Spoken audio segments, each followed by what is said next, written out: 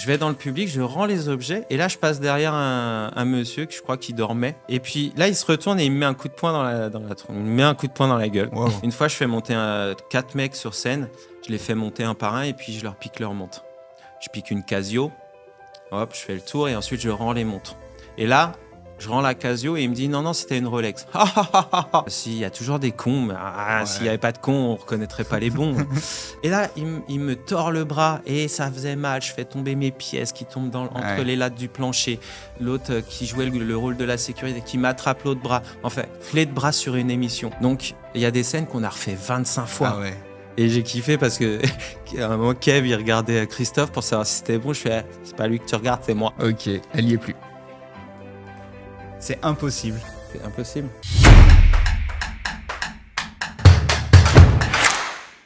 Aujourd'hui, j'ai le plaisir de recevoir Fred Razon, maître de l'illusion, un artiste qui mêle magie, mentalisme et pickpocketisme avec élégance. Fred, comment tu vas? Très bien, Nico. Là, Nico ou Nicolas? Nico, Okay, Nicolas, peu bien. importe. Ça va bien. On est très heureux de te recevoir parce que moi, de mon plus jeune âge, je suis fan de magie, donc j'ai plein de questions à te poser. On va découvrir ton univers. Est-ce que tu peux te présenter en 30 secondes, un peu mieux que ce que j'ai fait? C'était déjà très bien. Je m'appelle Fred Razon, je suis magicien depuis... j'ai toujours voulu être magicien depuis que je suis tout petit. Et aujourd'hui, c'est ton métier? Et aujourd'hui, c'est mon métier, après un peu de travail et quelques cours avec des magiciens qui m'ont donné aussi l'envie de faire ce métier. Trop cool. Et voilà, aujourd'hui. On commence toujours nos podcasts par un petit jeu. Je vais te poser des questions courtes, réponses courtes. Ok. Est-ce que tu es plutôt close-up ou spectacle de scène? C'est dur de choisir. Je peux pas choisir. Okay. C'est les deux, mon amour. Ça va être toujours ça pour les questions. Okay. Mentalisme ou pickpocketisme? C'est dur. J'adore les deux. Bah, je oui. pourrais pas vivre l'un sans l'autre. Magie classique ou illusion moderne? La magie classique, illusion moderne. C'est que des questions. Je peux pas choisir. C'est vraiment un tout. On peut pas faire du moderne sans connaître le classique. Ok. Et dernière petite question, interaction publique ou performance solo? Pareil. Pareil.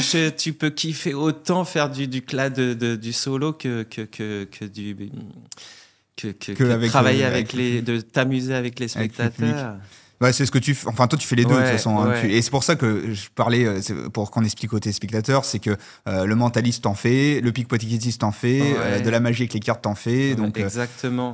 Tu fais pour reprendre une phrase d'un de mes professeurs, Pierre Edernac, un magicien, ça doit savoir tout faire. C'est pour ça qu'on est magicien. Super. J'aimerais qu'on commence par le début. Le jeune Fred Razon, qui il était? À quel âge tu commences la magie? Comment tu découvres? Et à quel âge je commence la magie? Très tôt, vers 7 ans. Vers 7 ans, j'ai découvert la magie à la télé. Je voyais des magiciens à la télé qui aujourd'hui sont mes amis. Ça, c'est vraiment le rêve, quoi. Ensuite, j'ai eu les boîtes de magie. Je crois que je les ai un peu... à Noël? Un peu usé, ouais, à Noël, mon anniversaire, à Pâques. Et puis plus tard, j'ai découvert les boutiques de magie. Et là, c'est là que j'ai mis tout mon argent. Ok. Et puis plus tard, après, j'ai pris des cours de magie avec un magicien, Jacques Bennett. Ok. Encore plus tard, vers 17 ans, j'ai pris des cours de magie avec Pierre Edernac, qui était le professeur de Sylvain Mirouf, dont je suis fan. Et c'est pour ça que j'ai pris des cours avec Pierre Edernac pour aller à la base de tes idoles. De mes idoles.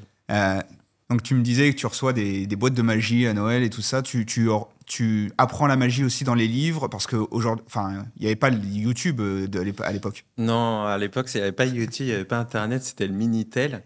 Donc oui, les boîtes de magie. Ensuite, quand je découvre les boutiques de magie, je découvre Mayette Magie Moderne, le plus ancien magasin de magie de France, je crois, peut-être d'Europe, et qui est toujours là encore. Et je découvre ce magasin et du coup, là, je dépense tout mon argent de poche dans des livres, des tours, des cassettes VHS.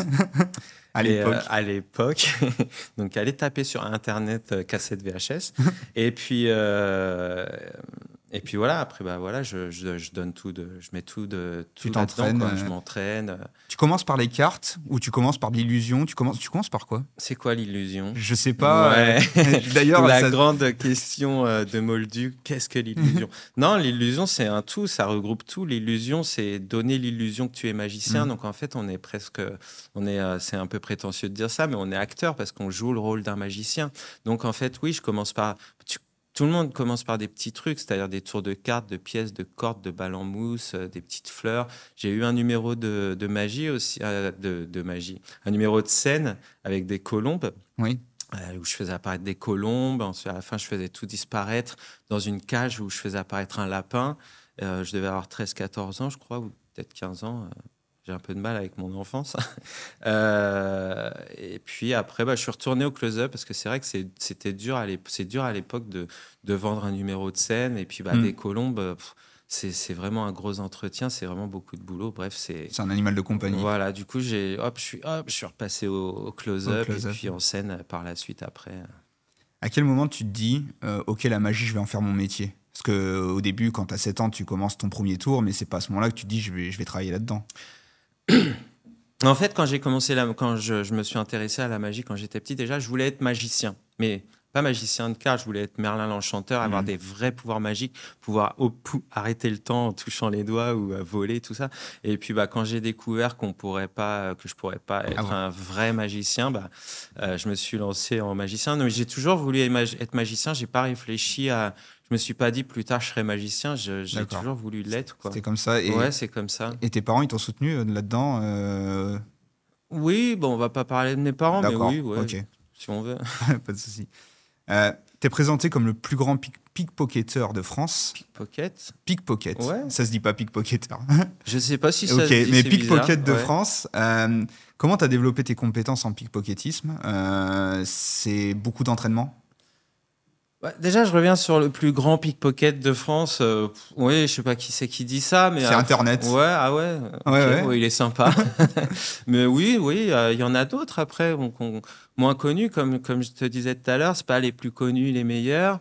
Après, c'est vrai qu'on n'est pas énorme, hein. C'est pas énorme le nombre de pickpockets, de music hall, le nombre de pickpockets en Ouais. magie. Je sais pas, on doit être 2-3, je sais pas. Ouais, 2-3 en France. je sais pas. L'objectif du pickpocket, c'est de voler sur des gens, des objets. En vrai, l'objectif du pickpocket de scène, c'est de s'amuser, de faire du spectacle et on utilise le pickpocketing pour faire du spectacle. Mais ouais, c'est vraiment kiffant de pouvoir piquer une montre à l'insu du spectateur. Parce que ce qui est kiffant après, c'est quand tu lui fais la montre Ouais. et puis tu fais oh! Ouais. Et ça, c'est kiffant. Sans qu'ils s'en rendent compte. C'est comme quand t'es petit que tu fais bouh à ta mamie Ouais. et tu kiffes quand t'es fait oh! Ouais. Bah là, c'est pareil, c'est le même style en fait. C'est mon âme d'enfance. Au début, tu t'entraînes sur tes amis pour essayer ou... Ouais, après, t'as plus d'amis, donc tu te fabriques. Donc, tu trouves des petits tricks pour t'entraîner. Par exemple, mettre un chiffon autour d'un pied de chaise où tu vas mettre la montre pour t'entraîner. Même sur toi, Ouais. en regardant la télé, tu l'enlèves, tu la remets, tu l'enlèves, tu la remets. Après, bah, une fois, après, faut sortir, faut le faire sur les gens. Donc, tu vas dans les bars quand ils sont bourrés vers 22h. C'est plus simple. Et plus tu t'entraînes, plus tu progresses, bah, et plus tu viens tôt, avant qu'ils soient bourrés. Hmm. Et puis, Pour augmenter la difficulté. et puis ouais, pour augmenter la difficulté. Et puis après, tu comprends pourquoi tu t'es planté, pourquoi tu t'es fait griller. Et puis, bah, tu t'améliores là-dessus, comme un grand tableau où tu coches des petites croix, des petites cases à chaque ratage. Et puis, bah, plus ton tableau est rempli de croix sur les cases, bah, et meilleur tu es. Enfin, meilleur, c'est prétentieux, mais tu comprends un peu le principe du détournement d'attention Ouais. pour pouvoir piquer des objets.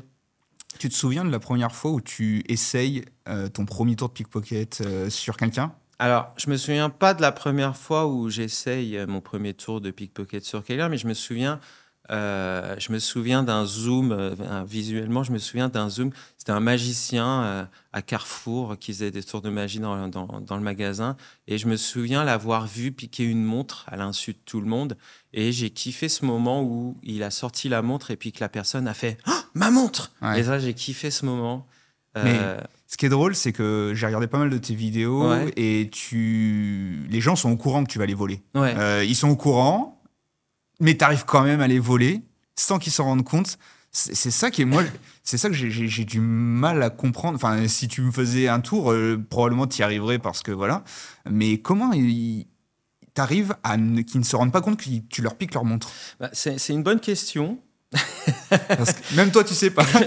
Bah, en fait, moi, je dis toujours, piquer une montre, c'est facile. Bon, après, voilà, comme tout métier, hein.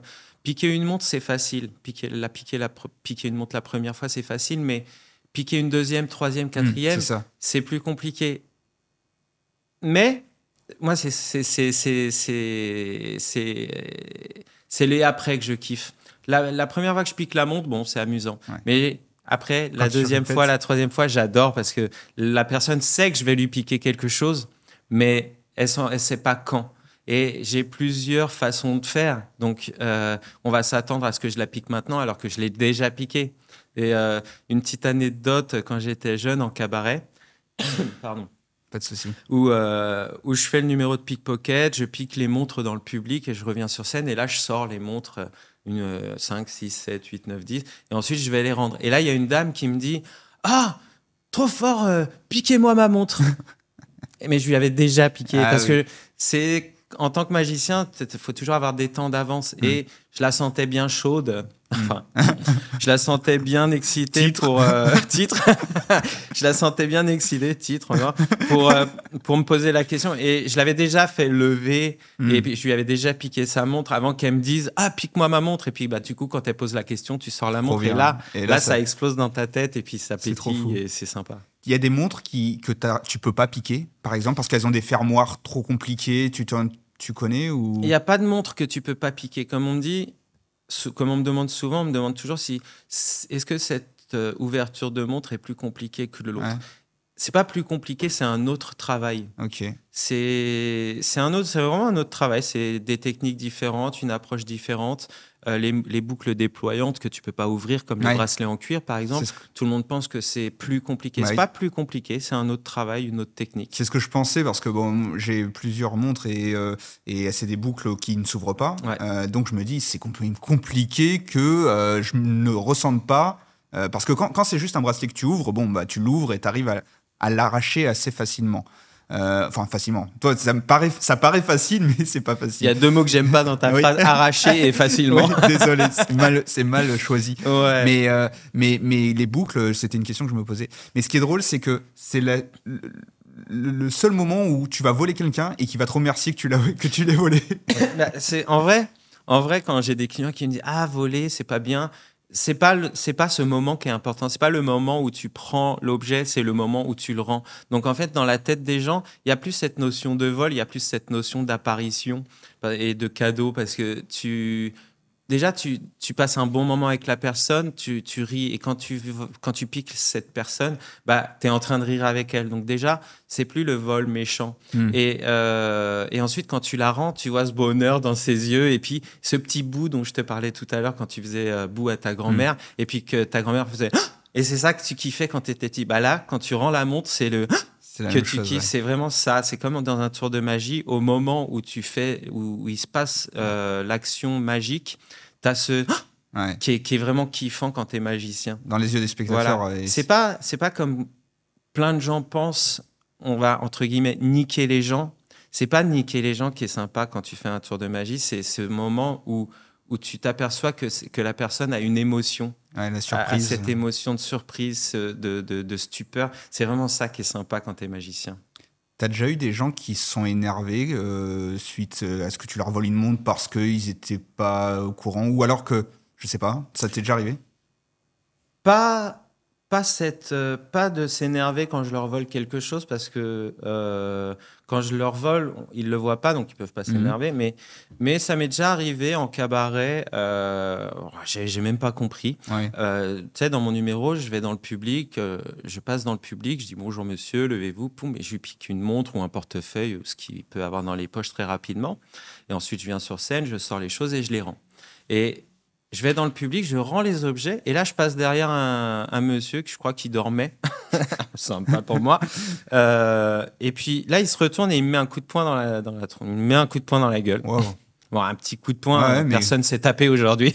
Mais J'étais assez surpris, alors que je lui avais rien volé. Ouais. Mais je sais pas ce qu'il lui a pris, peut-être somnambulisme, ou il a cru que je voulais lui voler quelque chose. Il y a des gens qui n'ont pas d'humour et Ouais. qui comprennent pas quoi, qu'on est en train de faire un spectacle, qui croient que je vais piquer les montres et prendre mon hélicoptère pour partir. Mais lui, il s'est retourné, il m'a mis un coup de poing dans la gueule. Mais Alors que- après, il y a la sécurité qui est intervenue ou non? Non, ça s'est C'est- passé c'est- très ouais, rapidement, après- c'était très furtif et Ouais. je crois que personne vraiment a vu, tu vois, Ouais. parce que je me suis un peu penché Ouais. et puis il a mis Ouais, d'accord, le et t'es petit coup de parti. poing. Non, en vrai, je suis pas parti, j'ai coupé Ah. mon micro, je lui ai dit, tu recommences, je vais te défoncer ta gueule. Fred, faut pas le faire chier. Non, non, je suis très, ouais, ça va. J'aime pas me laisser faire. T'as déjà cassé un objet Ouais. par mal. Tu casses, tu payes, c'est ma devise. Ok. Faut pas que tu voles une montre trop chère. J'ai eu de la chance sur 2-3 trucs. Non. Une fois au Festival d'Avignon, je vais dans le public, je pique une montre et tu sais, il fait chaud. Et tu sais, quand tu as des bracelets un peu bon marché, tu vois, imitation cuir qui sont en carton, avec la transpiration, ça se décolle. Et quand je pique la montre me reste dans les mains. Et voilà, bon. Je continue de show must go on, je la mets dans ma poche, je sais qu'elle est cassée. Ensuite, je sors les montres et quand je vais rendre au public, je dis à la dame très rapidement, je lui dis, vous venez me voir après. Hop, elle vient me voir après. Elle me dit, ah, elle est cassée, mais c'est pas grave. Ah, c'est absolument. Je fais non, si. Vous allez la faire réparer, vous me ramenez la facture, je vous la paye. Elle me dit, oh non, non. Je fais si, vous allez la réparer, vous me ramenez la facture. Et bon, voilà, ça me fait plaisir. Et puis voilà, tu touches, tu casses, tu payes. Ok. C'est comme ça. Mais ça t'est déjà arrivé, et donc t'as remboursé cette dame-là. Ouais. T'as déjà eu des gens de mauvaise foi qui t'ont dit oh j'avais un portefeuille, tu me l'as volé. Ouais. Et comment tu réagis parce que là tu l'as pas parce que Ne jamais rentrer dans le jeu. Si tu mets un pied si tu mets un pied dans cette idée, t'es mort. Ouais. Si l'accusateur voit que tu doutes, c'est foutu. Ne jamais douter. Moi, je sais que j'ai pas piqué. ouais, et tu dis non. Ça rentre pas. J'en rigole. Une fois, je fais monter 4 mecs sur scène. Je les fais monter un par un et puis je leur pique leur montre. Je pique une Casio. Hop, je fais le tour et ensuite je rends les montres. Et là, je rends la Casio et il me dit non, non, c'était une Rolex. Et tu sais, quand tu es sur scène, c'est très compliqué de gérer ça parce qu'il faut pas que tu passes pour le méchant. Tu peux pas te développer non plus. Ouais. Et puis, bon, j'étais un peu gêné, j'étais jeune. Et là, il y a un des spectateurs que j'ai fait monter qui a coupé court, qui a dit bon, allez, c'est bon, c'est plus drôle, tu descends, tu prends ta montre, c'était une Casio et puis tu vas t'asseoir. Donc, j'ai été défendu. Mais il y a des gens qui essayent. Mais voilà, ne jamais rentrer dans le jeu. C'est clair qu'ils viennent te voir en spectacle. Franchement, ils sont vraiment malhonnêtes pour essayer. Ils essayent. Franchement, ils essayent. Une fois, j'ai une dame, j'avais piqué les montres, bref, etc. Et je rends les objets. Et puis, il y a une dame qui vient me voir après, elle me dit vous m'avez pas rendu ma montre. Comment ça, je vous ai pas rendu votre montre? Je vous ai pas piqué votre montre. Je me souviens. Si, vous m'avez piqué ma montre, j'avais ma montre, vous me l'avez pas rendue. Je fais non, madame, je vous ai pas piqué votre montre. Si vous voulez, il y a pas de...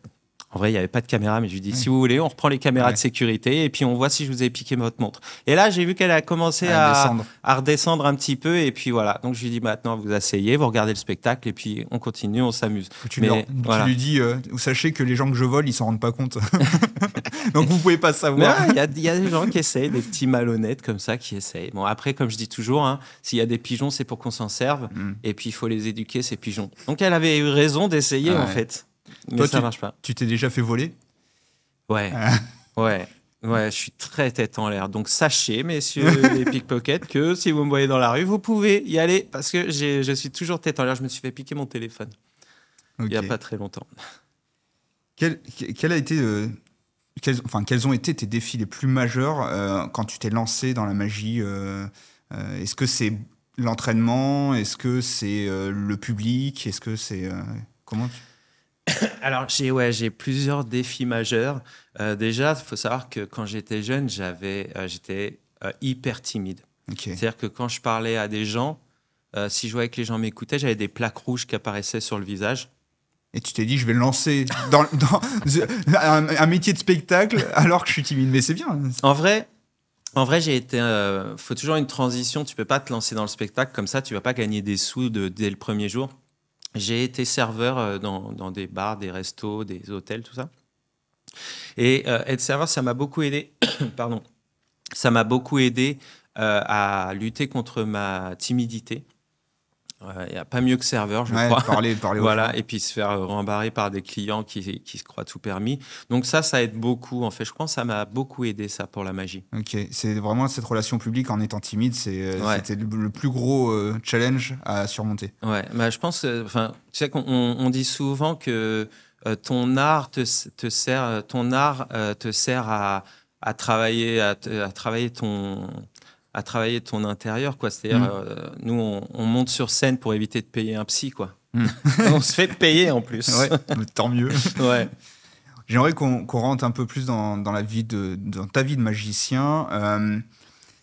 C'est quoi, si tu as une pensée, la réaction la plus mémorable que tu as reçue d'une spectatrice ou d'un spectateur que tu te souviens encore Alors, tu vois, ça, c'est hyper compliqué aussi. C'est une bonne question. D'accord. Bravo, Nicolas. Merci. Mais c'est hyper compliqué parce que magicien, c'est un métier, un art à part. Parce que quand tu es magicien, tu entends souvent « Ah, t'es fort. Ah, t'es fort, t'es fort, t'es fort. » Mais il faut se méfier de ce t'es fort parce que c'est des moldus qui te disent ça. C'est des gens qui ne sont pas magiciens. Donc, depuis que tu fais de la magie, tu entends tout le temps « Ah, il est fort, il est fort. » Mais c'est pas un vrai compliment parce que ils savent pas. Ils savent pas, même quand je commençais, j'ai eu des thés forts, alors que c'était des petits tours sans intérêt, très simples, que n'importe qui peut faire. Mais un moldu voit un tour de magie pas comme un magicien. Donc, c'est compliqué de faire la différence entre un vrai compliment... Peut-être que le vrai compliment, c'est le compliment d'un magicien, d'un confrère. Ouais, et encore, le vrai compliment, c'est pas un compliment qu'on entend. Le vrai compliment, c'est la récompense, c'est de voir que les spectateurs à qui tu as fait les tours de magie ont voyagé, entre guillemets, sont amusés, ont passé un instant avec toi. En vrai, moi, quand je suis sur scène ou en close-up, ce que je kiffe vraiment, c'est ce moment où je m'aperçois que là, tout ce groupe, là où toute cette salle est avec moi et que là, on est en train de passer un bon moment, on est en train de s'amuser et puis on est en train de kiffer le moment, quoi. Oh, cool. C'est juste ça, en fait. Kiffer le moment. T'as encore le trac quand tu montes sur scène ou maintenant t'es rodé? Alors, en vrai, quand je fais le numéro de pickpocket, souvent que le numéro est hyper rodé et j'ai toutes les sorties possibles, je pense. J'ai pas beaucoup le trac quand je fais le numéro de pickpocket parce que voilà, je sais n'importe quelle situation, je vais m'en sortir. Après, pour d'autres choses, bien sûr que j'ai le trac. Comment tu le gères le trac avant de monter sur scène? Respiration. En fait, je le gère pas avant de monter sur scène. Je laisse venir parce que c'est ce qui va te donner l'énergie. Et quand j'ai vraiment un trac un peu plus haut que d'habitude, l'entrée, c'est vachement important sur scène. C'est-à-dire que du moment où tu es en coulisses et tu vas arriver au centre de la scène où tu vas commencer ton spectacle, j'aime prendre une grande inspiration en regardant toute la salle. Et c'est cette grande inspiration que tu prends et l'idée de te dire, pense à t'amuser. Parce que Dominique, qui a été un grand pickpocket, m'a dit une phrase qui m'a changé la vie un jour. C'était juste avant de tourner une émission avec De Chavannes il y a longtemps, qui m'a dit « Oublie tout ce que tu as travaillé, pense à t'amuser ».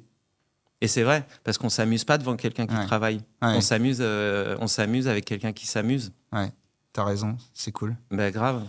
Et tu disais tout à l'heure que tu prépares un peu toute éventualité. Quand tu es magicien, tu as quelqu'un en face de toi, tu ne sais pas comment il va réagir. Il peut essayer de te piéger, Tu as toujours une porte de sortie? J'ai toujours, c'est prétentieux, mais ouais, j'ai toujours une porte de sortie. Non, il y a un truc que j'adore et puis du coup à force de le faire, j'engage cette personne à le faire. Quand je vois quelqu'un, tu sais, qui est un peu grande gueule, tu vois, qui a envie qu'on le regarde, qui est bout en train, on va dire, et que je lui fais choisir une carte. Il prend la carte, il la regarde et je lui dis prends le jeu et remets-la dans le jeu. Et je sais souvent quand la personne va le faire et je l'encourage même inconsciemment à le faire. C'est-à-dire qu'il veut faire son rigolo, il va pas mettre la carte dans le jeu, il va la mettre dans sa poche, par exemple. Donc moi, je me retourne pour l'aider à faire cette action. Donc je me retourne et je sais Je sais que cette personne va mettre la carte dans la poche. Et quand je reprends le jeu, tu sais, quand tu es magicien, tu as un peu l'habitude de ton jeu de 52 cartes, tu sais s'il en manque une en vrai. Wow. Bon, petit secret. Ouais. Donc tu sais s'il manque une carte parce que tes mains sentent que le jeu ne fait pas 52 cartes ou le nombre de cartes avec lesquelles tu avais commencé. Et donc, je lui fais mélanger le jeu. Je sais que la carte est dans sa poche et lui, il croit que je pense que la carte est dans le jeu. Donc, j'ai un temps d'avance sur lui. Il croit l'avoir, mais c'est moi qui l'ai. Mais toujours. Je lui dis, mélange le jeu. Prends le jeu entre tes mains. Maintenant, concentre-toi sur ta carte. Claque des doigts. Et là, la carte a disparu du paquet. Regarde dans ta poche. Et là, il regarde dans sa poche. Il sort la carte. Et là, tu as tout le public qui est avec toi parce que cette personne a mis la carte elle-même dans sa poche. Il s'est fait avoir. Voilà. Non, mais trop cool. Est-ce que tu essayes chez toi ou d'inventer des nouveaux tours? Enfin, essayer d'être autodidacte sur un tour de cartes ou d'illusions?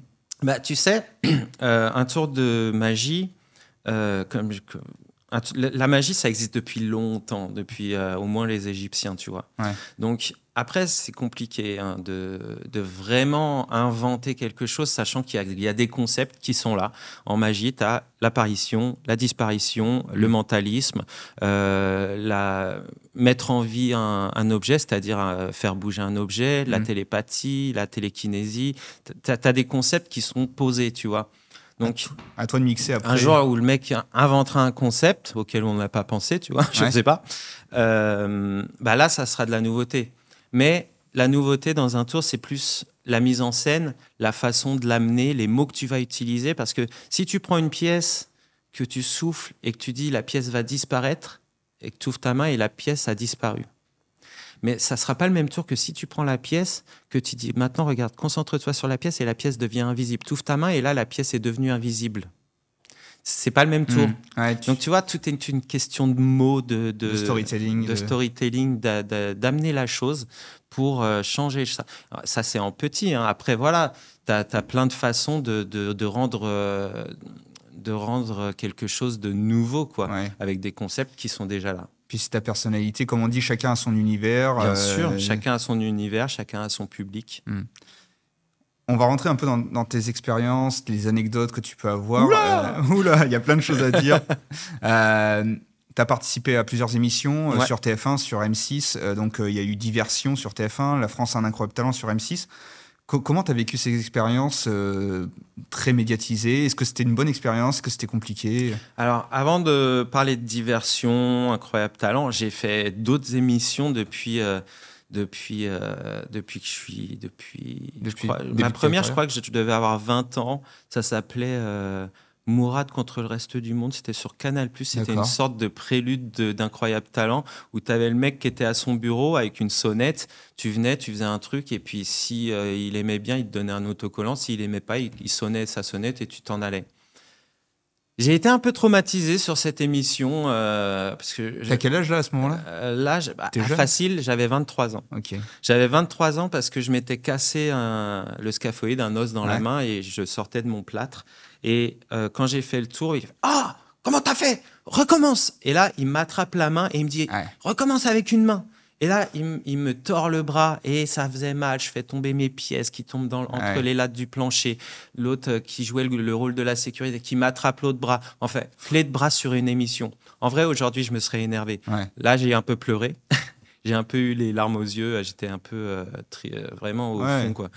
Ça, c'était ma première émission. Donc, super pour qu'aujourd'hui, je me dis très bien. Ça t'aide hein, quand à être médiatisé, à lancer... Pas être médiatisé, à t'entraîner à faire des émissions. Okay. Ça, c'était ma première émission. Très mauvais souvenir. Mais faut toujours se servir des choses pour en tirer des leçons. Après, j'ai fait une émission avec De Chavannes qui s'est très bien passée. Et puis, après, j'ai fait quelques émissions. Et au fur et à mesure, j'ai un peu compris. Je mets du temps à comprendre. J'ai un peu compris des choses et tout. Et quand j'ai fait Drucker, par exemple, Michel Drucker, là, Vivement Dimanche, je me souviens être derrière le rideau et avoir un peu le trac quand même. Hein. Avoir le trac en vrai. Et puis, penser à cette phrase, me dire « Hey, amuse-toi ». t'es chez Drucker, quoi. Ouais, c'est Kiffe clair. le moment, tu vois, parce que ce qui est un peu relou quand quand t'es artiste, c'est que tu vas faire quelque chose et le track va t'empêcher de kiffer le moment. Et quand tu vas sortir de scène, tu te souviens plus de ce que t'as fait. T'as pas de souvenir de ce moment extraordinaire. Et moi, je me souviens juste derrière le rideau de me dire, pense à t'amuser. Et là, poum, je me suis éclaté, j'ai kiffé le moment. Ouais. C'était vraiment un bon moment. Et puis après, voilà, tu vois, on arrive sur Diversion, Incroyable Talent. Du coup, j'ai un petit peu l'habitude des caméras. Et puis, je kiffe le moment, quoi. Et moi, ce que je kiffe, c'est sur les plateaux télé, c'est l'équipe technique, les équipes, tout ça, c'est cette aventure, quoi. C'est kiffant. C'est toi qui les démarches ou c'est eux qui viennent te voir? Ça dépend des émissions. Pour Drucker, par exemple, j'étais invité par Éric Antoine, mon pote. Ensuite, on a eu Diversion. Arthur qui m'a contacté pour me demander si ça me plairait de faire cette aventure. Évidemment que oui, tu vois, avec les copains. T'as avec certains confrères, voilà. Gus, on parlait en off. Mon frérot, voilà. Et puis les autres copains, Luc, Kamel, Enzo Wayne, Caroline. Et puis après, on a eu Incroyable Talent. Et Incroyable Talent, c'était un peu vivant parce que Incroyable Talent, il m'avait appelé les premières années, 3-4 ans d'affilée, mais en vrai, au début, on n'avait pas le droit d'aller dans le public, on n'avait pas le droit de faire participer le jury, et ils voulaient que je fasse du pickpocket. Mais les gars, je peux pas voler quelque chose si je peux pas aller voir les gens. Donc c'était non à chaque fois. Et puis en 2018, quand j'ai fait Incroyable Talent, qu'ils m'ont appelé. Non, d'ailleurs, c'est pas eux qui m'ont appelé cette fois, c'est moi qui leur ai envoyé un petit message parce que j'avais mon pote Otto Vesely, grand magicien. Et David Burlet, grand jongleur et magicien. Extraordinaire. Donc j'ai dit, vous êtes dedans, vas-y, je le fais, tac. Et puis du coup, j'ai envoyé un petit mot à la prod et puis ils m'ont pris. Et puis voilà, parce qu'il y a les copains, tu vois. Et là, tu as pu voler plein de gens dans Incroyable Talent. Tu avais tout un tableau avec des montres. Ça c'était à la demi-finale. Fallait que je trouve quelque chose d'un peu original, d'un peu sympa. Et puis je me suis dit vas-y, pourquoi pas une apparition au panneau, et puis après à la fin sur les panneaux, boum, il y a toutes les montres et puis on voit les têtes des gens et tout. Et puis c'était assez cool comme expérience. T'en as volé quelques-uns des gens du public. Pression. Ça c'est la pression, tu vois, parce que quand tu piques une montre, ok, la personne va pas le sentir, mais tu vois, t'as 10 personnes autour, donc du coup, s'il y en a une qui voit, boum, après, le truc va vite, tu vois, donc il fallait faire attention à pas non plus se faire pécho sur les vols, et ça, c'était un peu de pression aussi, parce que fallait piquer les montres et ensuite attendre que ça tourne pour pouvoir faire le truc, tu vois. Il y a plusieurs films de magie qu'on peut voir. Moi, j'ai pu voir. Il y a Insaisissable 2, 1 et 2. 1 et 2. Il y a le 3 qui va sortir là, en 2025. Il y a le 3 qui va sortir, je crois. Est-ce que dans ces films-là, Insaisissable, les tours sont réalisables ou c'est du cinéma et c'est pas faisable ce qu'ils font? Alors, tu as deux sortes de films sur les magiciens. Tu as les films avec les magiciens où tu as un ou plusieurs magiciens qui ont bossé sur les concepts pour aider à crédibiliser, donner un peu de sérieux à la chose. Et tu as les films avec des magiciens ou des pickpockets où le mec il frôle et puis boum, il lui a piqué son portefeuille, ses chaussettes, son slip, son string et tout. Et impossible, vraiment impossible. Et voilà, tu as les films où ils ont pris un magicien pour bosser un peu sur le truc et les films où ils en ont pas pris. Sur The Illusionist, Insaisissable, Le Prestige, là il y a eu des magiciens qui ont bossé sur la chose. Évidemment, Le Prestige, c'est avec Tom Cruise? Non, Le Prestige, c'est avec Hugh Jackman. Ah oui, d'accord. Et Christopher Barr. Oui, voilà. Ouais. J'adore ce film. Batman. Et je suis Batman. Et voilà, donc tu as ces films où il y a des magiciens qui ont bossé dessus. Et Insaisissable, tu as eu David Copperfield, je crois, qui a bossé dessus. C'est pas des tours, c'est des tours qui pourraient être réalisables. Qui pourraient être réalisables.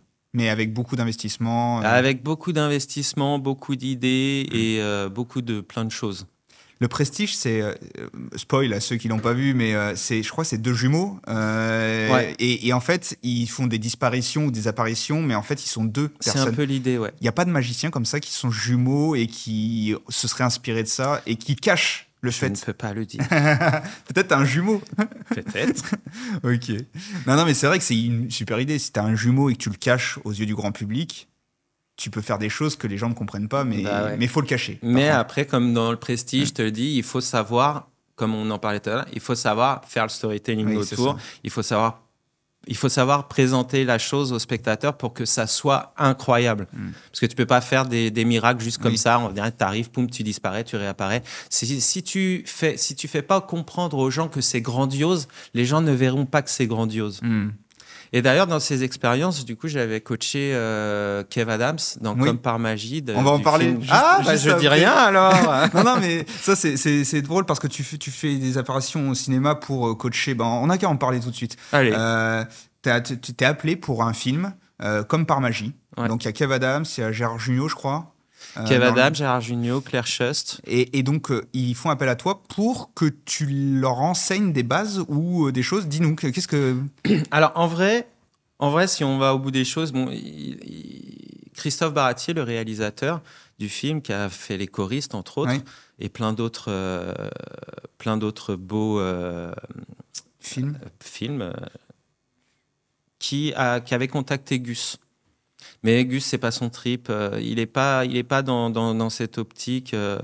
Alors qu'il sait que moi, j'aime bricoler des choses, j'aime réfléchir sur des trucs et tout. Du coup, il a donné mon numéro à Christophe. Christophe m'a appelé et puis on a déjeuné ensemble. Et là, je lui ai posé la question parce que c'est pas la première fois que je coach des comédiens pour faire des magiciens à la télé. Sauf que les autres fois, si j'avais pas été là, ça aurait été la même chose, tu vois, parce que il y avait pas d'investissement de la part du réalisateur, des comédiens, tout ça, sur vraiment ce que j'expliquais pour donner l'importance autour et tout. Alors que avec Christophe, je lui ai dit quelle importance tu donnes à ce que tu veux que je fasse dans le film. Et là, il m'a sorti la bonne phrase. Il m'a dit je veux crédibiliser le truc, rendre sérieux un peu le truc. Je veux que s'il y a des magiciens qui regardent, ce soit intéressant. Okay. Voilà, il faut rendre intéressant le truc. Du coup, ça, c'était une très bonne réponse. Et en vrai, j'ai vraiment kiffé cette aventure parce que la première fois qu'on a bossé, j'avais pas encore bien compris quelle importance j'avais dans le truc. Et puis il m'a dit, il m'a regardé. Kev a fait le premier tour et puis Christophe m'a regardé et puis il m'a dit alors, je fais c'est bien. Il me dit mais c'est crédible. Je fais ça pourrait être mieux. Et puis en vrai, j'ai compris que chaque scène dans le film, c'est moi qui décidais si elle était bonne ou pas. Donc il y a des scènes qu'on a refait 25 fois. Ah ouais. Et j'ai kiffé parce que à un moment, Kev, il regardait Christophe pour savoir si c'était bon. Je fais, c'est pas lui que tu regardes, c'est moi. C'est moi le patron. Là. Et c'était vraiment super sympa de pouvoir bosser là-dessus parce que on a écrit les tours, qu'on allait faire dedans, et puis ce que ça allait amener. Et puis après, on a travaillé avec Kev. Il s'en est bien sorti, Kev, il s'en est très bien sorti. Très bon élève. Okay. Et puis avec Claire aussi. Claire qui m'a posé plein de questions pour être une bonne assistante. Assistante, parce que aujourd'hui, c'est devenu un peu vulgaire de dire assistante magicienne. Surtout que dans le film, elle n'est pas assistante, elle est partenaire. Ouais. Donc, quelle est la différence entre une assistante et une partenaire ? Voilà, c'est le charisme du truc, tu vois. C'est ce que tu vas dire, comment tu vas le dire, ce que tu vas faire, comment tu vas le faire et tout. Et vraiment, c'était une bonne aventure de bosser avec cette équipe de ouf. Et sur un plateau, quand tu vois tous ces gens qui sont un peu qui sont des boss dans leur domaine, quoi, les accessoiristes, le réalisateur, tous, ils étaient tous vraiment super sympas. C'était vraiment une aventure de malade. Peut-être un jour, tu seras acteur pour tourner dans un film. Ouais, peut-être, non. Une expérience comme ça. Non, ouais, peut-être comme ça, un petit passage. D'ailleurs, Christophe m'avait proposé d'avoir un petit rôle dans le film et tout, mais on peut pas être au four et au moulin, quoi. Moi, j'ai une anecdote avec Kev Adams. S'il nous écoute, d'ailleurs, je lui ai envoyé un mail. Allez. Mais non, je l'avais. Le jour de mes 18 ans, je vais manger un resto avec mes amis à Nantes. Et à côté, il y a Kev Adams, la table d'à côté. Donc, il va. Je sais pas, je crois que son garde du corps va fumer une clope. Et donc, il sort dehors. Je dis, vas-y, je vais aller le voir. C'est le jour de mon anniversaire. Donc je vais le voir, je lui dis c'est mon anniversaire, est-ce qu'on peut discuter, prendre une photo ? Et il me croit pas. Il me dit ouais, arrête. Et en fait, j'étais obligé de lui montrer ma carte d'identité pour ça. Et après, il s'est détendu et on a pris une photo. Et j'ai une photo et je lui ai renvoyé un mail là il y a peu de temps pour lui dire tiens, on pourrait te recevoir sur le podcast. Et je lui ai envoyé la photo. Il n'a pas répondu. Et il n'a pas répondu. Donc, faut appeler maman. C'est ça. Donc on lui passe un message, Kev. Kev, si tu nous regardes, Ouais, C'est non, très mais- sympa. En plus, il y a du café. Super, merci Fred. Mais voilà, si on peut recevoir Kev, et puis moi je le suis un peu depuis longtemps, j'aime bien Mais j'aime bien le personnage. super sympa. Ouais. Il est ouf. Une petite anecdote avec lui, on tournait Vas-y. des petites vidéos dans la rue de Magie pour la promo du film. Et puis, on était en train de discuter tous les deux avec l'équipe derrière qui nous suivait. On cherchait un petit groupe pour leur faire des tours. Et là, il y a un mec, il arrive avec son téléphone et puis il nous coupe la conversation. Il se met entre nous deux. Il fait hey, regarde avec qui je suis, dis bonjour. Et puis, moi, je suis pas comme ça, tu vois. Ouais. Moi, c'est bonjour. Voilà, nana. Et puis, Kev, il fait ah, salut, ça va, nanani, nanana. Et puis, on continue à marcher. Il s'en va après. Et puis, on continue à marcher. Et puis, je fais t'es fort. Ouais. Chez moi, le mec, il arrive comme ça, je l'envoie chier. Ouais. Enfin, bonjour, quoi. Je suis pas ton chien, non? Ouais. Ouais. Bon, allez, c'est vrai que les gens, quand ils te voient à la télé, t'es dans leur salon, bah, tu fais partie de la famille, mais j'ai un peu de mal, moi, avec ça. J'ai écouté une interview Je serais pas une bonne star. de Kev Adams. Ouais, c'est ça. Il dit souvent les stars ou les gens très très connus de dire c'est un peu le revers de la médaille. On a demandé d'être connus par les yeux du Bien grand sûr. public, c'est eux qui nous font vivre. Donc on est obligé d'accepter de dire Bien vas-y, sûr. on fait une photo parce que voilà. T'as voulu ça, bah, ça, c'est un package. Ouais, c'est ça. Je veux juste revenir sur quelque chose, peut-être que parce que tu sors tes spectacles, tu es dans des salles. Est-ce qu'il y a des lieux un peu extraordinaires où tu as fait des tours de magie, je sais pas, sur des gens qui t'invitent à des mariages, à des fêtes, dans des gros palaces ou autre part? Est-ce que Ouais, bah après, ouais, il y en a plein, il y en a plein. Bah après, c'est par catégorie. Ouais, il y a des mariages. J'aime bien mon petit mariage l'été, aller faire de la magie en cocktail pendant le vin d'honneur. Il Ouais. fait beau, t'es dans l'herbe, les gens sont bien habillés, les gens sont là pour s'amuser. Donc du coup, ils sont sympas. ouais, Tu passes un bon moment. Ça, c'est kiffant. ils peuvent être que cool parce que c'est le moment. Ben, bien sûr, tu peux pas être. Enfin, si, il y a toujours des cons. Mais, Ouais. s'il n'y avait pas de cons, on reconnaîtrait pas les bons. Donc les mariages, j'aime bien. Après, ouais, en événementiel, quand je fais des comités d'entreprise, des soirées comme ça, tu as des lieux comme par exemple le musée des Arts Forains. En été, c'est juste magique avec la petite cour, avec les petites lanternes et tout. C'est juste incroyable. Ouais, t'as des lieux comme ça qui sont vraiment qui s'y prêtent, quoi, qui prêtent à faire de la vraie magie, Ouais. quoi, de poser le moment et puis kiffer le moment, quoi. Et pour un mariage, par exemple, tu te rends avant sur le lieu pour voir. Non, t'as tes tours qui sont déjà prêts, tu sais ce que tu vas faire. Ouais, on s'adapte. Ouais, c'est ça, et Et tu puis, t'adaptes. et puis bon, bah voilà, c'est des gens qui boivent un coup. Voilà, rien d'extraordinaire là-dessus. Tu as fait des shows dans le monde entier aussi, dans différents pays. Est-ce qu'il y a des cultures ou des pays où ça change un peu de la France, où tu as vraiment kiffé Bah, tu sais, quand tu sors de la France, en vrai, on dit toujours le public français, c'est le plus dur. Tu sais pourquoi? Non. Parce que un spectateur français, quand il va aller voir un spectacle, et un Américain, par exemple, qui va aller voir un spectacle, l'Américain, il y va pour s'amuser. Et l'Américain, il vient et il s'amuse. Il veut s'amuser. Il paye pour s'amuser. Mhm. Alors que le Français, il va aller voir un spectacle et il va... Mince, comment dire? Il va attendre. Non, il va juger si tu es apte à l'amuser ou pas. Ouais. Et donc, c'est à toi de lui prouver que tu peux l'amuser et tout. Donc voilà, c'est deux optiques différentes. Le reste du monde contre la France. Le Français va d'abord va voir si tu es capable de l'amuser, Ouais. et l'Américain va vouloir s'amuser. Il veut kiffer le moment tout de Ouais. suite, tu vois. C'est la différence entre les deux. D'ailleurs, on le voit dans les vidéos où je suis magicien, donc on parle de magie, Ouais. mais dans les vidéos où tu vois un magicien dans n'importe quel pays du monde, tu vois les réactions des gens qui sont, par exemple, les Américains, ça va être « Oh my amazing. God! Amazing! Ouais, Alors ça. qu'un Français, il fait Ouais. « C'est pas mal ». Non, mais c'est vrai, t'as Ce raison. qui ne veut absolument rien dire. Hein. L'expression « c'est pas mal », ça veut absolument rien dire. Hein. Mais c'est ça, les Américains, même par exemple dans l'immobilier, tout, amazing, Mais ouais, amazing et puis view, et ils exagèrent. Mais ouais. De Et fou.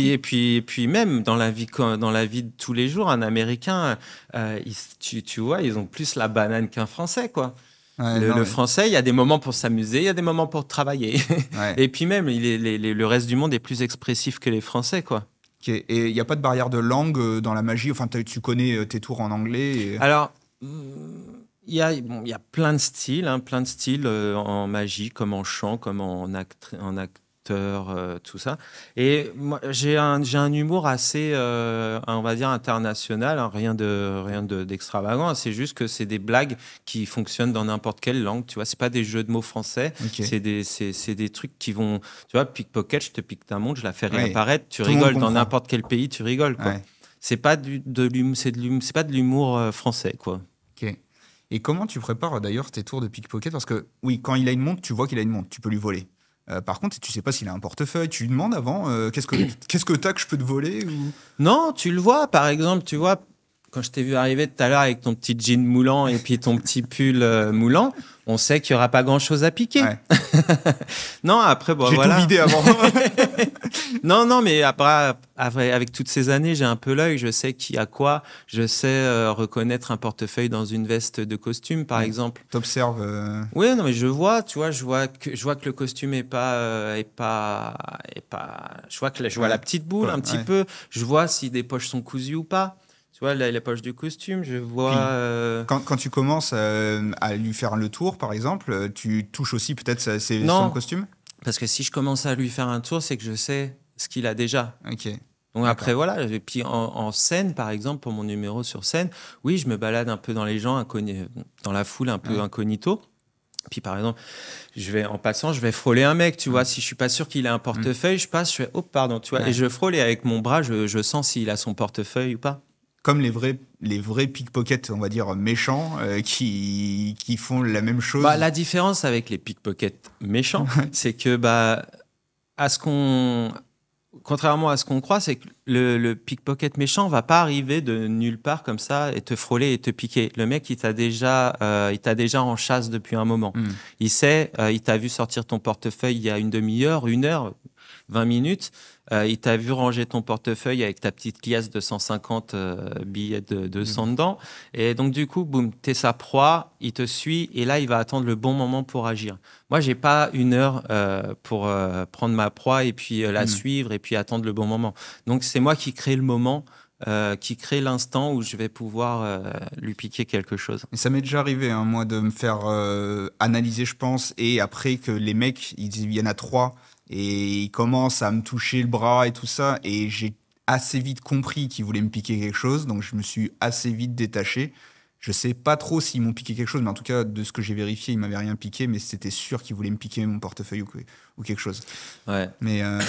Mais eux, c'est pareil, ils s'entraînent comme toi à faire ça, mais pour le mal. Enfin, C'est le même entraînement. C'est le même entraînement. Sauf que après moi, dans ma partie, je cherche les petites blagounettes, les trucs qui vont faire que c'est drôle, les trucs qui vont faire que c'est encore plus drôle. Je cherche toujours à vouloir améliorer ma relation avec mon public, tu vois. Puis toi, qui fait le moment, tu le comme fais on dit. pour rendre un spectacle, ils le font pour piquer. Bah ouais. C'est pas très très judicieux. Mais Bah, bon, chacun.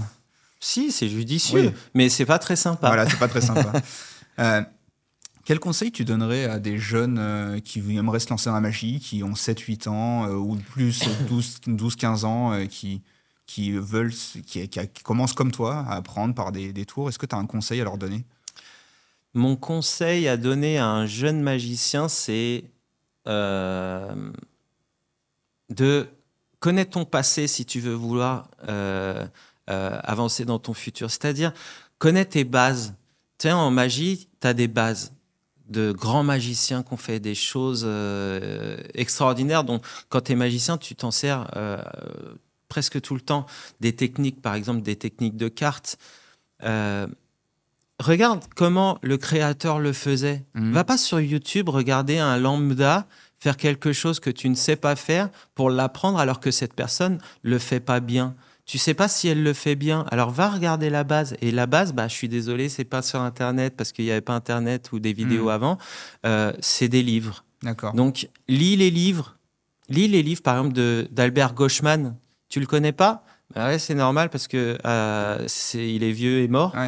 Mais c'est un dieu. Tu connais Helmsley? Non. Tu connais Dave Vernon? Non. Mais connais tes maîtres avant de vouloir être le meilleur. Et puis apprendre des techniques sur YouTube par des mecs qui les font mal, je te le dis. Et T'as écrit un livre, toi, ou pas? Non. Ok. Et Gus a écrit un livre, je crois. Gus a écrit un livre de la base de la magie. Ouais, je crois. Gus qui est très qui est très bien fait, avec des tours que tu peux apprendre et tout, des techniques de cartes que De tu vas apprendre, manipulation, ouais. de manipulation. Et ouais, achète ce livre, il est très bien. On mettra dans la description. Gus, Celui-là. Gus, si tu veux venir Ouais. aussi, avec plaisir. Allez, Gus, il va venir, il est super. Super cool, merci. T'as des projets à venir là? Est-ce que tu veux en parler? Est-ce qu'il y a des spectacles en 2025? Alors, ouais, j'ai mon spectacle depuis longtemps. J'avais fait la première de mon spectacle en janvier 2020. C'était juste avant le Covid. Super. Donc, il s'était très bien passé, merci. Et puis, après, moi, tu sais, je suis dans l'événementiel et puis, pépette dans l'événementiel, contrairement au théâtre. Donc, oui, j'ai mon spectacle sur lequel je réfléchis depuis longtemps, que j'aimerais bien sortir un jour, mais c'est dur de sortir de l'événementiel. Donc, il va falloir abandonner un peu l'événementiel pour aller voir le grand public. Et ça, c'est la marche, c'est une marche compliquée à monter.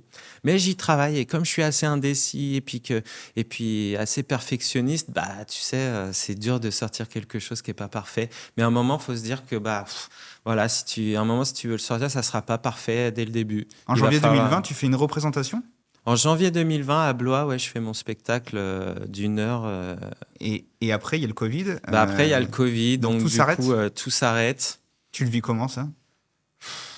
Au début, en fait, tous les artistes se sont dit « Ah, cool, ça nous fait du temps pour pouvoir trouver des nouveautés. » Et puis, au bout d'1 mois, 2 mois, 3 mois, 4 mois, tu vois plus la ligne d'horizon et puis, l'énergie commence à retomber et puis c'est compliqué.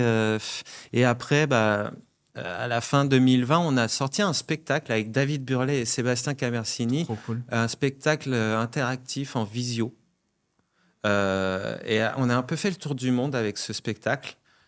On peut le retrouver, ça, sur Internet? Non. D'accord. Non, parce que c'était en visio, en live. Ouais. Et quand je te dis, on a fait le tour du monde avec ce spectacle. On a fait le Japon, l'Espagne, l'Amérique du Sud, l'Amérique du Nord. On a fait des destinations de ouf, juste de Brie-sur-Marne dans la cuisine de David. David, il est un peu burlesque, non?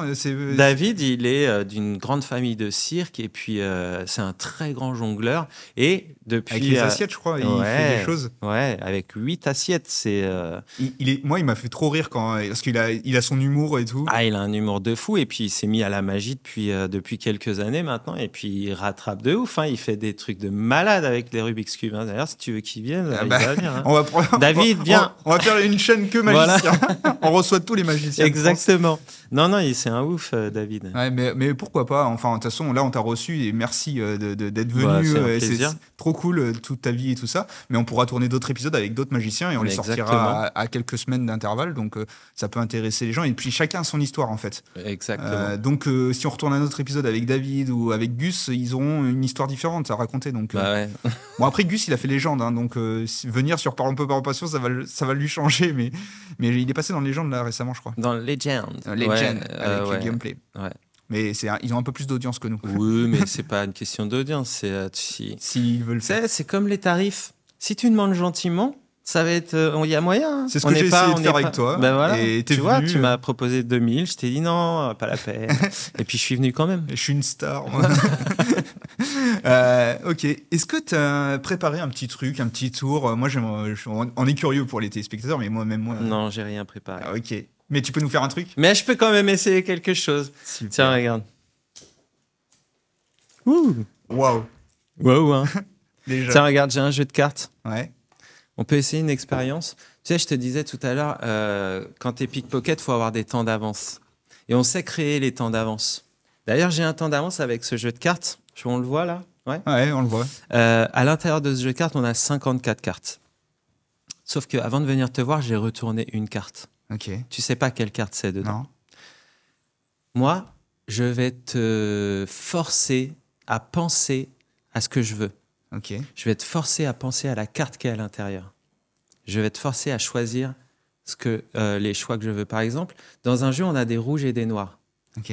Choisis rouge ou noir. Rouge. T'as vu ce que j'ai fait là? Ouais. Un truc très basique. Je t'ai dit rouge en traçant une ligne droite entre toi et moi, et le noir, j'ai mis de côté. C'est vrai. Et toi, tu as choisi le rouge. J'ai été Comme ça, influencé. influencé, direct. Ok. Pourtant, Maintenant que tu sais ça, est-ce que tu veux changer? Non, je garde T'es le rouge. sûr? Ok, Ouais. t'énerve pas. Donc, dans les rouges, on a les cœurs et les carreaux. Choisis cœur ou carreau? Carreau. T'as vu ce que j'ai fait? Exactement la même chose, mais j'ai inversé la chose. Du coup, toi, t'as voulu faire l'inverse de la première question et t'es tombé dans le piège, quoi. Et tu penses que t'es bon là? T'es bien parti? Peut-être, Ok. on va voir, je me souviens plus. Donc, on reste sur carreau? Ouais, moi je reste toujours sur mes décisions. Ok, t'énerve pas. Dans les carreaux, comme les autres, on a les cartes paires et les cartes impaires. Choisis paire ou impair. Impair. Impair, t'as vu ce que j'ai fait là? Je te l'explique pas celui-là. Non. Dans les cartes impaires, on a As, 3, 5, 7, 9, Dame. Attention, la plupart des gens veulent choisir soit l'As, soit les extrémités, en fait, soit la Dame, soit l'As. Tu fais ce que tu veux, mais on a As, 3, 5, 7, 9, Dame. Valet, Roi, pardon. Autant oula. pour moi. Autant. As, 3, 5, 7, 9, Valet, Roi. Ok. Et ce que je te disais, c'est que les mecs, souvent, veulent choisir soit l'As, soit le Roi. Les gros trucs, tu vois. Tu fais ce que tu veux. Si tu as des complexes d'infériorité, tu peux choisir. Mais tu fais vraiment ce que tu veux. Le 7. Ah, pas le Roi? Non, tu veux. Ok, t'énerve pas. Donc, le 7 de carreau. Le 7 de C'est carreau. toi qui as choisi la couleur entre le rouge et le noir. C'est toi qui as choisi le symbole. C'est toi qui as choisi la valeur. Je t'ai dit qu'à l'intérieur, j'avais retourné une carte. Tu m'as dit le 7 de Carreau. carreau. Regarde bien. À l'intérieur, on a un jeu de cartes. Rien d'autre? Non, il n'y a rien d'autre. Rien d'autre. Je t'ai dit que toutes les cartes étaient face en bas. Oui. Toutes les cartes sont face en bas, sauf une carte. Le Ouah, 7 de putain, carreau. mais c'est impossible. Non, c'est pas ça qui est impossible. C'est que j'étais tellement persuadé que j'allais réussir à te faire choisir la valeur, le symbole, le pair ou impair et tout, que j'ai même pris soin d'enlever toutes les autres cartes et de laisser que des cartes blanches. Waouh. C'est rigolo, non? Ouais, c'est très rigolo. Et pour le coup, je regarde la magie et là, j'ai aucune idée de ce que t'as fait. Vraiment aucune idée, c'est Et pas moi possible. non plus. Il y avait tellement de possibilités. Ah, ouais. Mathématiquement, il y a tellement de possibilités. Et le 7, enfin, j'ai dit au hasard. En fait, j'aurais pu choisir le 3 ou Ouais. peu importe. Bravo, bravo Fred, trop cool. Et vous, quelle carte vous auriez choisi? Ouais, c'est ça. Hyper Instagram. Mettez-le dans les commentaires. Mettez-le dans les commentaires. Est-ce que tu as un autre tour à faire ou pas Alors, oui, tiens. C'était pas préparé du tout. Hein. Ouais. Avec un jeu de cartes, on va pas utiliser toutes les cartes, on va juste utiliser un petit paquet, par exemple. Tiens, on va prendre ça. Donc là, il y a des cartes Donc, différentes. à peu près une quinzaine de cartes. Tiens, Ok. on va en prendre un peu plus d'ailleurs, parce qu'on est des fous. C'est toi qui vas faire le tour. Ok. Je vais effeuiller le jeu comme ça, Ouais. et quand tu le souhaites, tu me dis stop. T'es prêt? Ok. Ouais, je sais pas quoi. Stop. Là, tiens, tu regardes la carte? Ok. Est-ce qu'on voit la carte à la caméra? Ouais. Je Ok. pense. Je referme. Je touche pas. Mets tes mains comme ça. Concentre-toi sur la carte que tu as en tête. C'est bon? Oui. Maintenant, imagine cette carte devant toi. Tu la vois? Oui. Et maintenant, regarde bien. Concentre-toi. Et la carte va devenir de plus en plus floue. Tellement floue qu'à un moment, tu vas avoir du mal à la voir. D'ailleurs, là, tu commences à la voir disparaître. Elle commence à devenir invisible. Je l'attrape. Regarde bien. Oh, on la jette. Ok. Qu'est-ce que tu penses qui s'est passé là? Tu l'as fait disparaître du jeu. Ça serait impossible. Ce sera Parce que impossible. tu tiens le jeu toi-même. Oui. Bon, prends le jeu. Sors les cartes, vas-y. Cherche ta carte. Ok. Elle y est plus. C'est impossible. C'est impossible. Elle est où? Tu sais ce qui est impossible? Oui. Prends la boîte qui est sur la table. Il y a quelque chose? Ouais. Il y a une carte. Il y a une carte? C'est la tienne? Oui, c'est le 6 de pique. Bravo. On a eu de la chance sur le Ouais. coup. Hein. Putain, de ouf. Par contre, t'as bousillé une carte. Ah, ça c'est... Le rôle des Eh magiciens. ouais, Trop cool. c'est du consommable. Franchement, merci beaucoup, Mais- Fred. Ça, c'est parfait pour le ralenti. Merci beaucoup, Fred. Franchement, c'était Mais trop c'est cool. moi qui te remercie. Moi, j'ai l'habitude de regarder de la magie, des fois, sur des close-up et tout ça à la télé. Et là, j'étais vraiment à deux doigts, enfin Just for you. juste pour moi, c'était trop cool. J'espère que ça a plu aux téléspectateurs aussi qui nous écoutent. Donc voilà, si vous voulez retrouver Fred Razon sur tous ses réseaux sociaux, on mettra dans la description de YouTube, Spotify. Ouais, c'est Fred Razon. Voilà, je mettrai le lien de tes réseaux, ton site internet et Instagram. Super, ça marche. Fred a plein de choses il m'a dit en off qu'il allait reprendre les réseaux sociaux, donc attention. Ouais, je vais m'y remettre, là. Il faut s'y remettre. Maintenant, il est obligé de le faire. On est obligé. Merci en tout cas de ta présence. Merci à toi d'être présent aussi. Très bien. Et c'était Fred Razon, magicien illusionniste, pickpocket. Dans Parlons peu, parlons passion. On retrouve un épisode toutes les semaines avec un nouvel invité toujours passionnant et passionné de sa discipline. Je vous dis à la semaine prochaine. Ciao.